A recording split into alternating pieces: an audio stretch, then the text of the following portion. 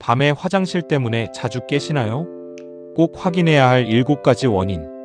여러분, 이런 경험 있으실 겁니다. 한밤중에 눈이 번쩍 뜨입니다. 시계를 보니 새벽 2시. 이유는 딱 하나, 화장실이 급해서입니다. 일어나서 다녀오고 다시 누웠는데 또 1시간 뒤에 눈이 뜨입니다. 이러다 보면 아침에 일어나도 잔 것 같지가 않습니다. 몸이 무겁고 낮에는 계속 졸립니다. 나이 들면 다 그런 거지 하고 넘기시는 분들 많습니다. 그런데 오늘 이 영상을 끝까지 보시면 생각이 달라지실 겁니다. 밤에 자주 깨는 것, 단순히 나이 탓이 아닐 수 있습니다. 우리 몸이 보내는 신호일 수 있습니다. 오늘은 30년 가까이 시니어 건강을 다뤄온 제가 밤에 자주 깨게 만드는 7가지 원인을 하나하나 짚어드리겠습니다. 원인부터 증상, 그리고 해결 방법까지. 마지막엔 오늘 저녁부터 바로 실천하실 수 있는 습관 5가지도 알려드립니다. 끝까지 함께 해주세요. 왜 이 문제를 가볍게 넘기면 안 되는가? 먼저 한 가지만 여쭤보겠습니다. 하룻밤에 화장실 때문에 몇 번이나 깨시나요? 한 번 정도는 괜찮습니다. 하지만 2번, 3번 이상 깨신다면 이야기가 다릅니다. 이걸 의학적으로는 야간뇨라고 부릅니다. 어려운 말이지만 뜻은 간단합니다.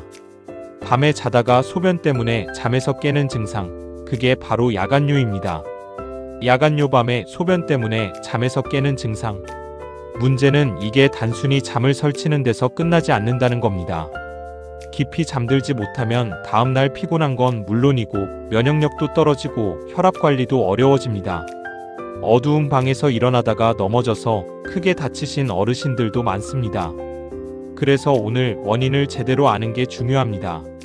원인을 알아야 제대로 된 해결법도 찾을 수 있으니까요. 그럼 첫 번째 원인부터 시작하겠습니다. 1. 남성이라면 꼭 의심해야 할 전립선 문제. 남성분들, 특히 60대 이후라면 가장 먼저 의심해야 할 것이 있습니다. 바로 전립선입니다. 전립선은 방광 바로 아래에 자리 잡고 있는 작은 기관입니다. 나이가 들면서 이 전립선이 서서히 커지는 경우가 많습니다. 이걸 전립선비대증이라고 부릅니다. 전립선이 커지면 방광 아래쪽 통로를 누르게 됩니다. 그러면 소변이 시원하게 나오지 못하고 방광에 소변이 남아있는 느낌이 들게 됩니다. 방광이 다 비워지지 않으니 조금만 소변이 차도 다시 신호를 보냅니다. 그래서 밤에도 자주 깨게 되는 겁니다. 한 사례를 말씀드리겠습니다. 68세 김 선생님은 몇 달 전부터 밤에 서너 번씩 깼습니다. 처음엔 물을 많이 마셔서 그런가 보다 했습니다. 그런데 낮에도 소변 줄기가 약해지고 소변을 봐도 개운하지 않은 느낌이 계속됐습니다. 병원에 가보니 전립선비대증 진단을 받았습니다. 소변 줄기가 약해지고 잔뇨감이 있다면 전립선을 의심하세요. 증상을 정리해드리면 이렇습니다. 소변 줄기가 가늘어진다. 소변을 다 봐도 개운하지 않다. 소변을 시작하기까지 시간이 걸린다. 이런 증상이 있으면서 밤에 자주 깬다면 전립선 문제일 가능성이 큽니다. 해결 방법은 무엇일까요? 먼저 비뇨의학과에서 정확한 검사를 받으시는 게 가장 중요합니다. 초기라면 약물 치료로 충분히 관리가 됩니다. 카페인과 술을 줄이는 것도 도움이 됩니다. 방광을 자극하는 음식이기 때문입니다. 비뇨의학과 검사, 두려워하지 마세요. 2. 여성과 남성 모두에게 나타나는 과민성 방광. 2번째 원인은 성별에 상관없이 찾아올 수 있는 과민성 방광입니다. 방광에 소변이 많이 차지 않았는데도 뇌가 지금 가야 해 하고 신호를 보내는 상태입니다. 방광 근육이 예민해져서 작은 자극에도 과하게 반응하는 겁니다. 75세 박 여사님의 이야기입니다. 밤에 화장실을 다녀오고 나면 소변량이 얼마 안 되는데도 1시간, 2시간마다 계속 신호가 왔습니다. 정작 화장실에 가면 조금밖에 나오지 않았습니다. 이런 경우가 바로 과민성 방광의 전형적인 모습입니다. 소변량은 적은데 자꾸 신호가 온다면 과민성 방광 의심. 증상을 정리하면 이렇습니다. 소변이 마려우면 참기 힘들다.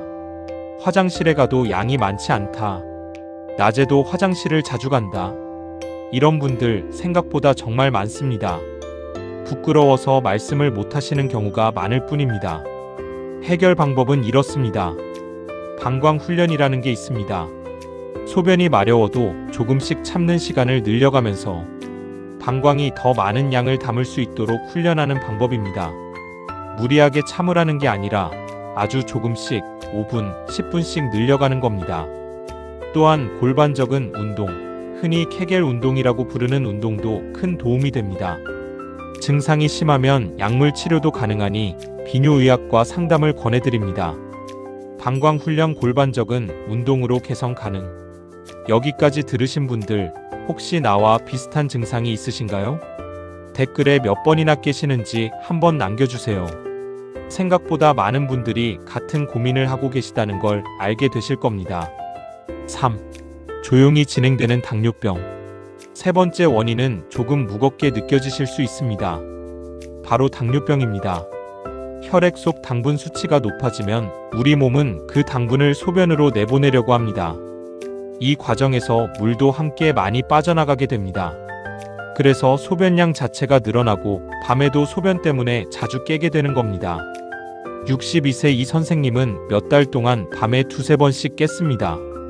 동시에 물을 유난히 많이 마시게 되고 체중이 별다른 이유 없이 줄었습니다. 건강검진에서 당화혈색소 수치가 높게 나왔고 당뇨병 초기 진단을 받았습니다. 야간뇨 갈증 체중 감소 함께 나타나면 당뇨 검사 필요?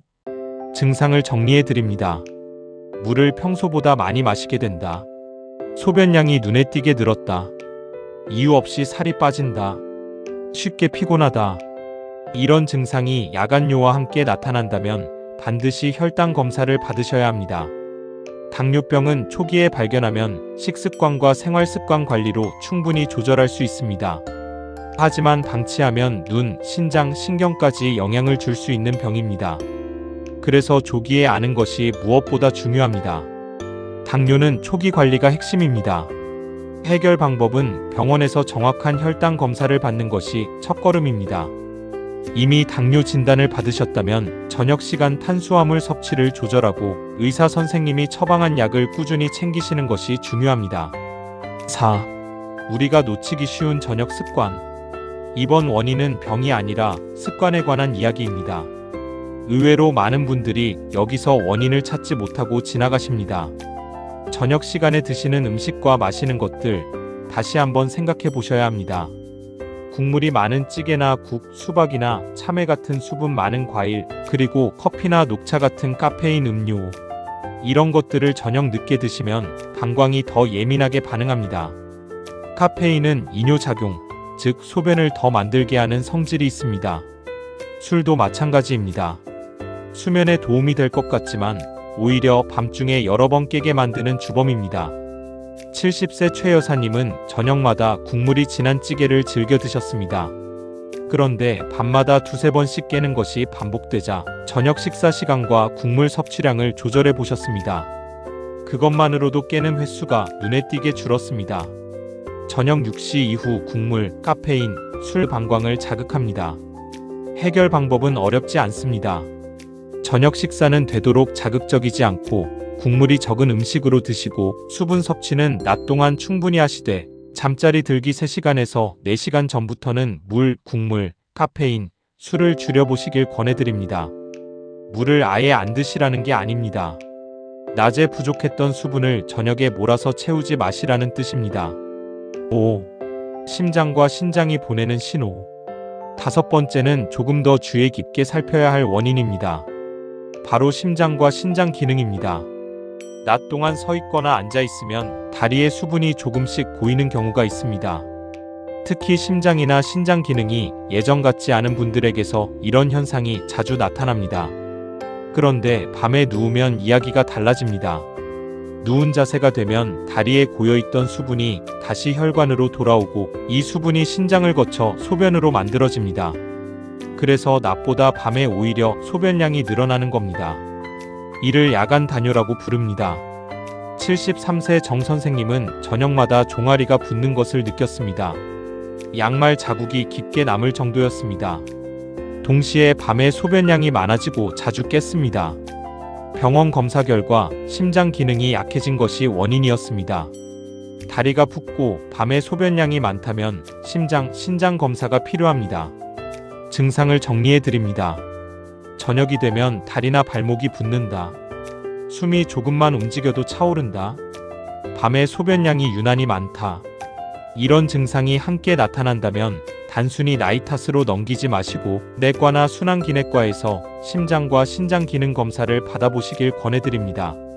해결 방법으로는 낮 동안 다리를 심장보다 높게 올려서 쉬는 시간을 가지시는 것, 그리고 짠 음식을 줄이시는 것이 도움이 됩니다. 염분은 몸에 물을 붙잡아두는 성질이 있기 때문입니다. 물론 가장 중요한 것은 정확한 진단을 받고 필요하다면 이뇨제 복용 시간을 아침으로 조정하는 등 의사 선생님과 상의하시는 것입니다. 지금까지 3가지 원인을 더 살펴봤습니다. 혹시 여러분은 몇 번째 원인에서 나랑 비슷한데? 하셨나요? 댓글로 알려주시면 다음 영상 주제를 정할 때 큰 도움이 됩니다. 이제 남은 2가지 원인, 그리고 병원에 꼭 가야 하는 경우까지 이어가겠습니다. 6. 잠들어도 제대로 못 자는 이유, 수면무호흡증. 6번째 원인은 의외로 많이 놓치는 부분입니다. 바로 수면무호흡증입니다. 자는 동안 숨이 잠깐씩 멈췄다가 다시 쉬어지는 증상입니다. 이렇게 호흡이 불안정해지면 몸속 산소가 부족해지고 심장에 부담이 갑니다. 그러면 몸은 이 부담을 줄이기 위해 이뇨 호르몬을 더 많이 분비하게 됩니다. 결과적으로 소변이 더 많이 만들어지고 밤에 자주 깨게 되는 것입니다. 66세 강 선생님은 밤마다 코를 심하게 골았습니다. 가족들은 숨이 잠깐씩 멈췄다가 다시 크게 숨을 몰아쉬는 걸 자주 봤다고 했습니다.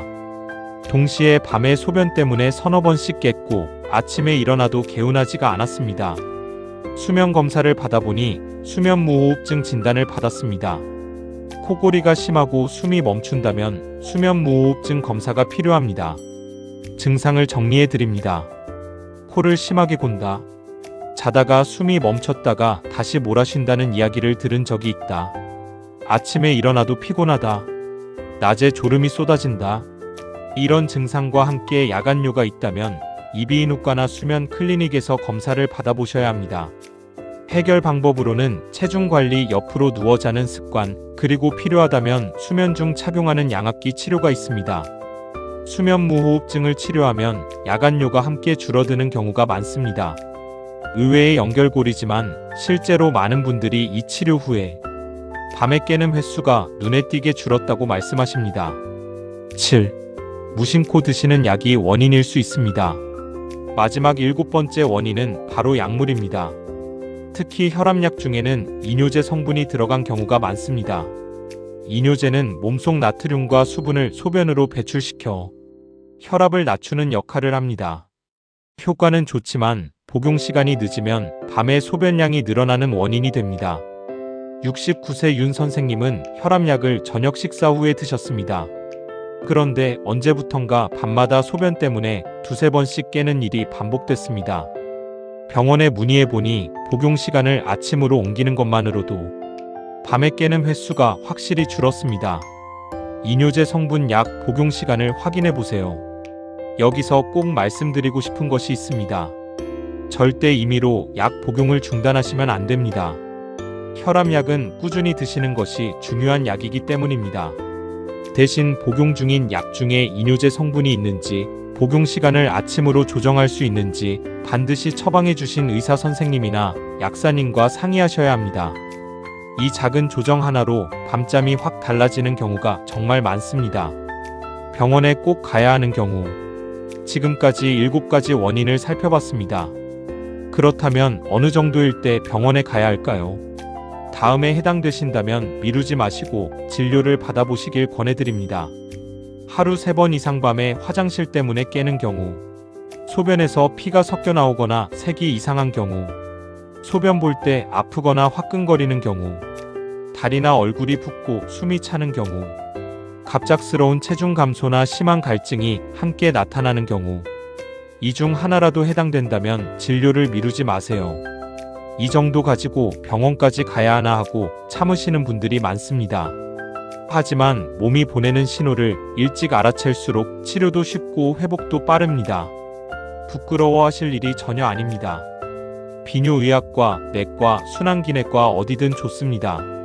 오늘부터 실천할 수 있는 생활습관 5가지. 지금까지 원인을 알아봤으니 이제 오늘 저녁부터 바로 실천하실 수 있는 생활습관 5가지를 정리해 드리겠습니다. 첫째, 저녁 시간 수분 섭취를 조절하세요. 물을 줄이라는 게 아니라 낮에 충분히 드시고 잠들기 몇 시간 전부터는 조금씩 줄이시는 겁니다. 둘째, 저녁 식사는 국물과 짠 음식을 줄여서 드세요. 염분은 몸에 물을 붙잡아두는 성질이 있습니다. 셋째, 카페인과 술은 늦은 오후 이후 피하세요. 방광을 자극하고 소변량을 늘리는 대표적인 원인입니다. 넷째, 낮 동안 다리를 자주 올려서 쉬어주세요. 특히 오래 앉아 계시는 분들에게 꼭 필요한 습관입니다. 다섯째, 복용 중인 약이 있다면 복용 시간을 의사, 약사와 확인해 보세요. 작은 조정 하나가 밤잠의 질을 크게 바꿔줄 수 있습니다. 오늘 저녁부터 하나씩 실천해 보세요. 이 5가지 거창한 것이 아닙니다. 오늘 저녁부터 하나씩만 바꿔보셔도 충분합니다. 오늘은 밤에 자주 깨게 만드는 7가지 원인을 함께 살펴봤습니다. 전립선, 과민성 방광, 당뇨병, 저녁 습관, 심장과 신장, 수면 무호흡증, 그리고 약물까지. 여러분은 어떤 원인이 가장 마음에 걸리셨나요? 혹시 오늘 이야기 중에 나와 비슷한 부분이 있으셨다면 댓글로 편하게 남겨주세요. 여러분의 이야기 하나하나가 다음 영상의 소중한 소재가 됩니다. 밤에 푹 자는 것 결코 사소한 문제가 아닙니다. 우리 몸이 하루를 회복하는 가장 중요한 시간이니까요. 오늘 알려드린 습관들 하나씩 실천해 보시면서 편안한 밤 되시길 바랍니다. 이 영상이 도움이 되셨다면 구독과 좋아요 눌러주시면 다음에도 더 좋은 건강 정보로 찾아뵙겠습니다. 감사합니다. 구독, 좋아요, 알림 설정 부탁드립니다.